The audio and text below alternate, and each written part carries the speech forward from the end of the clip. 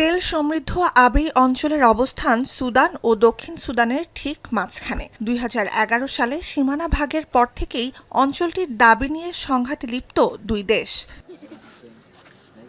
সুদানের কোর্দোফান প্রদেশের রাজধানী কাদুগলিতে দেশটির সেনাবাহিনী আর আধা সামরিক আরএসএফ এর মধ্যে লড়াই চলছে প্রায় ৩ বছর ধরে। এরই ধারাবাহিকতায় শনিবার স্থানীয় সময় বিকাল ৪:৩০টার দিকে আবেয়ে জাতিসংঘ শান্তিরক্ষা মিশনের কাদুগলি লজিস্টিক ঘাঁটিতে ড্রোন হামলায় প্রাণ যায় ৬ বাংলাদেশি শান্তিরক্ষীর।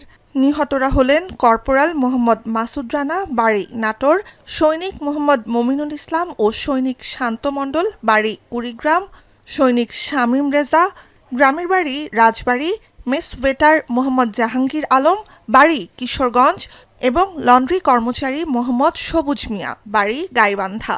আহত হন আরও ৮ জন। গুরুতর আহত সৈনিক মোহাম্মদ মেজবাউল কবিরকে অস্ত্রোপচার শেষে রাখা হয়েছে নিবিড় পর্যবেক্ষণে। শঙ্কামুক্ত বাকিরা। বিবৃতিতে হামলার জন্য সশস্ত্র বিচ্ছিন্নতাবাদীদের দায়ী করেছে বাংলাদেশ সেনাবাহিনী। আপনাকেই বলছি, ইন্স্যুরেন্স করলে সিটিতে সুরক্ষা পাবেন নিশ্চিত। ডয়চে ভেলের খবর, হামলার জন্য সুদানের সেনাবাহিনী সরাসরি আরএসএফকে দায়ী করলেও টেলিগ্রামের বিবৃতি দিয়ে অভিযোগ প্রত্যাখ্যান করেছে আধা সামরিক গোষ্ঠীটি। এ ঘটনায় সামাজিক যোগাযোগ মাধ্যম এক্সে বিবৃতি দিয়ে তীব্র নিন্দা জানিয়েছেন জাতিসংঘ মহাসচিব আন্তোনিও গুতেরেস।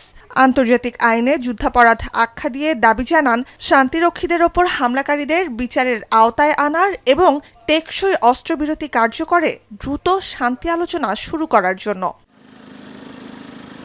জানুয়ারি থেকে সুদানের সংঘাতে প্রাণ গেছে কমপক্ষে ২,০০০ মানুষের, বাস্তুচ্যুত ৩.৫ লাখ মানুষ।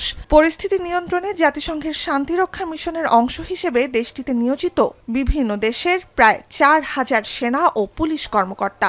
২০১৮ সালের শান্তি চুক্তির পর বর্তমানে দেশটিতে নিরাপত্তা ও মানবিক সংকট সবচেয়ে গুরুতর অবস্থায় রয়েছে সাম্প্রতিক প্রতিবেদনে জানিয়েছে চিকিৎসকদের আন্তর্জাতিক দাতব্য সংগঠন MSF। নুজহাত কামাল, এখন বিশ্ব।